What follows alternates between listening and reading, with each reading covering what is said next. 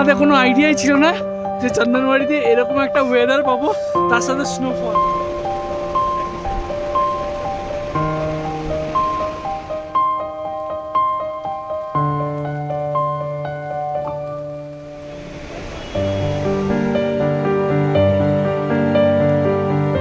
Hello everyone, welcome back to my video. আজকে আমরা যাচ্ছি পেহেলগাম।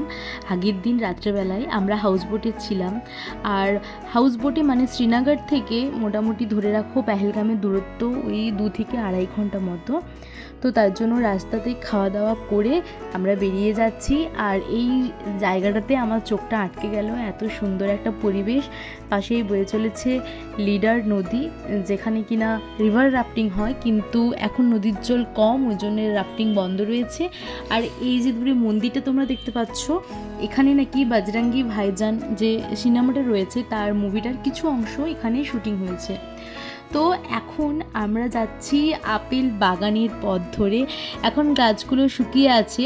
আপেল বাগান তোমরা দেখতে পাবে, সেটা হচ্ছে জুন জুলাই মাস করে, জুন জুলাই আগস্টে। কিন্তু আমরা মার্চে গিয়েছিলাম, সে সময়তে গার্ডেন বন্ধ ছিল এবং গাছের পাতা ঝরে পড়েছিল, যেহেতু শীতকাল ছিল। আর দেখতে দেখতে আমরা পৌঁছে গেলাম পেহেলগামে। অসম্ভব প্রাকৃতিক সৌন্দর্যতে মোড়া পেহেলগাম। তো আমার যতগুলো কাশ্মীরের জায়গা ঘুরেছি তার মধ্যে প্রাকৃতিক সৌন্দর্যে পেহেলগামকে সবথেকে ভালো লেগেছে। মাঝখানে বয়ে চলেছে লিডার নদী, সাইডে আমরা যাচ্ছি রাস্তা দিয়ে।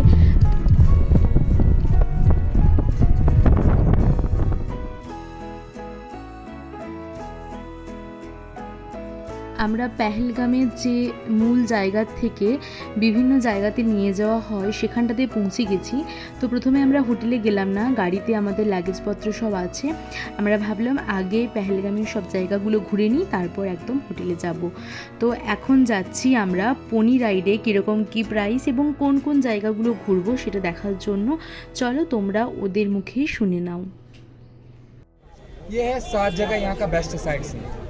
कश्मीर वैली डाबन एंड बाई सरंग नंबर 1, नंबर 2 दुनो valley that is called mini Switzerland, number 3 waterfall and number 4 कनीमर्ग शूटिंग प्लेस बाजरंगी बाजान जब तक रफ्तार करना ये जवानी है दीवानी खून पसीना रोटी ज़लज़ला की शूटिंग हुई। एंड नंबर 5 पहलगाम वैली, पूरा पहलगाम का लोकेशन कवर हो जाता है। नंबर 6 टुलैन लेक वांटेड से क्लोज, बट 7 लोकेशन यहाँ का बेस्ट लोकेशन। कश्मीर वैली डाबन बाई सरंग कंपलसरी, बाकी depend for you. Mini Switzerland waterfall कनीमर्ग शूटिंग प्लेस वो आपकी मर्जी, आप कितना जगह जाओगे।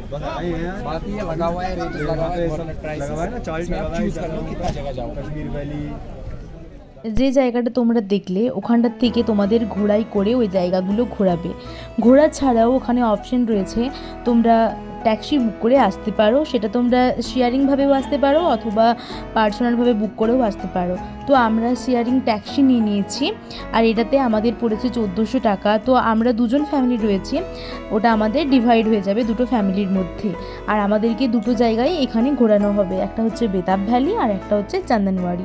তো আমরা চলে এসেছি এখন বেতাব ভ্যালিতে, আর এখানে ঢুকতে আমাদের চার্জ লাগবে 100 টাকা পার হেড। তো চলো আমরা ভেতরে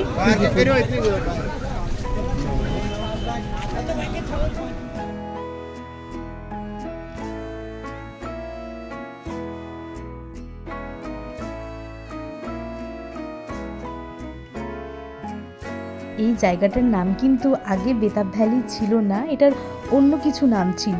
সানি দেওলের প্রথম সিনেমা বেতাব, যেটা পুরো সিনেমাটা এখানেই শ্যুট হয়েছে, তারপর থেকেই নাকি এই জায়গাটার নাম হয়েছে বেতাব ভ্যালি। এবার তোমাদের পনি রাইড নিয়ে কিছু কথা বলি।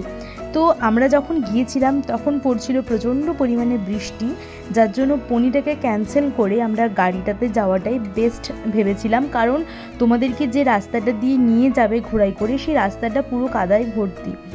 আর আমরা যেহেতু ঘোড়ায় অলরেডি চেপেছিলাম বৈষ্ণব দেবীতে এবং সেই এক্সপিরিয়েন্সটা আমাদের খুব একটা ভালো হয়নি, তাই জন্য আমরা সাহস পেলাম না ঘোড়াতে চাপার। তো আর ঘোড়ার প্রাইস রেটটা কিন্তু অনেকটাই হাই, তো তার জন্য ওটা আমরা স্কিপ করে গেলাম। আর একটা আফসোস রইল যে আমাদের মিনি সুইজারল্যান্ড যেটা, সেটা কিন্তু আমাদের যাওয়া হলো না, গাড়ি করে আমাদের ওখানে নিয়ে যাওয়া হবে না। এই দুটো জায়গায়, এই বেতাব ভ্যালি আর হচ্ছে চন্দনবাড়ি নিয়ে যাওয়া হবে। তো তো পরে যদি কখনো আসি তখন তাহলে ওই মিনি সুইজারল্যান্ডটা ঘুরবো। আর দেখতে পাচ্ছ তোমরা কীরকম বৃষ্টি পড়ছে, আর জায়গাটা অনেকটা এখন ফাঁকা রয়েছে। অনেকজনই এসেছিলেন, কিছু কিছু জায়গায় সকলে দাঁড়িয়ে রয়েছেন বৃষ্টির জন্য, এগোতে পারছেন না। তো আমরা তো বৃষ্টিকে পরোয়া না করে বৃষ্টিতে ভিজে একদম উপভোগ করছি। লিডার নদী বয়ে যাচ্ছে আর বড় বড় রয়েছে পাইন গাছ, আর তার মাঝে রয়েছে বরফ পড়ে।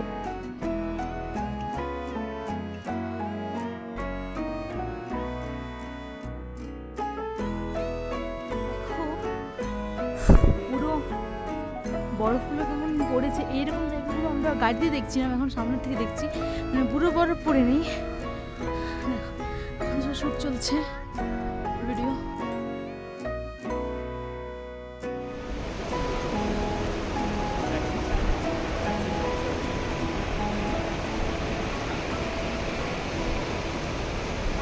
অসম্ভব ঠান্ডা, সাথে পড়ছে বৃষ্টি, আর তার মাঝে এক কাপ কফি খেয়ে বেতাব ভ্যালিকে টাটা বলে আমরা চললাম চান্দনবাড়ির উদ্দেশ্যে। ও যে দেখো দূর থেকে দেখতে পাওয়া যাচ্ছে বেতাব ভ্যালিকে, মাঝখান দিয়ে বয়ে চলেছে নদী। আমরা এখন যে জায়গাটায় যাচ্ছি সেইখান থেকে অমরনাথ যাত্রা শুরু হয়। তো বেতাব ভ্যালি থেকে চান্দনবাড়ির দূরত্ব ওই 15 থেকে 20 মিনিটের মতো। রাস্তায় জ্যাম থাকার জন্য আমাদের পৌঁছাতে একটু দেরি হয়েছিল, তো আমরা পৌঁছেই গেছি। তো এখন আমার মনটা প্রশান্তিতে ভরে উঠছে, কারণ মহাদেবের স্থান মানে এই জায়গাটা থেকেই তো অমরনাথ গুহার উদ্দেশ্যে যাত্রা করা হয়। বালতাল এবং এই চন্দনবাড়ি এই দুটো জায়গায় রয়েছে যেখান থেকে অমরনাথ যাত্রা হয়। এটি মূলত ওই আগস্ট মাসে শুরু হয়। তো চলো আমরা আস্তে আস্তে এগিয়ে চলি এবং সৌন্দর্যটা উপভোগ করি। আর সাথে অল্প অল্প করে স্নোফলও হচ্ছে। আমাদের ভাগ্যটা দেখছি বেশ ভালোই, কাশ্মীরে এসে আমরা দুবার স্নোফল পেলাম।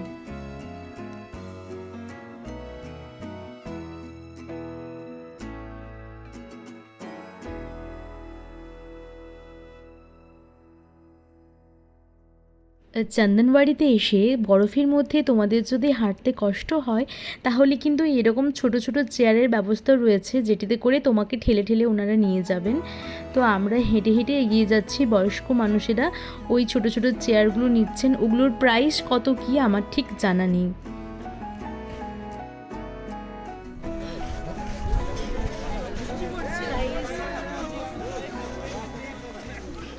জয় ভোলেনাথ। আমাদের কোনো আইডিয়াই ছিল না যে চন্দনবাড়িতে এরকম একটা ওয়েদার পাবো, তার সাথে স্নোফল।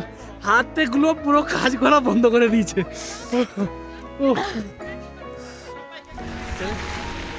পাহাড়ে এসছি আর মোমো আর ম্যাগি না খেলে চলে। তো আমাদের ঘোরা হয়ে গেছে, এখান থেকে আমরা ম্যাগি, মোমো, পকোড়া সব কিছু খেয়ে তারপর আমরা যাচ্ছি পেহেলগামে, যেখানে আমাদের ট্যাক্সিটা রয়েছে ওইখানটিতে। তারপর ওখান থেকে আমরা চলে যাব আমাদের হোটেলে। আজকেই হচ্ছে আমাদের কাশ্মীরের শেষ রাত, কারণ কাল আমাদের রয়েছে জম্মু থেকে ট্রেন। আর তো এই তো আর কি। তো আজকের ব্লগটা আমি এখানেই শেষ করছি। আশা করছি তোমাদের ব্লগটা দেখতে ভালো লেগেছে। যদি ভালো লেগে থাকে তাহলে please like, comment, share, subscribe করে দেবে। আর কমেন্ট করে জানাবে যে ব্লগটা তোমাদের কেমন লাগলো। দেখা করছি তোমাদের সাথে কাশ্মীরের শেষ ভিডিও নিয়ে, অর্থাৎ কালকে আমরা ব্যাক করব সেই ভিডিওটা নিয়ে। সকলে খুব ভালো থেকো, টাটা।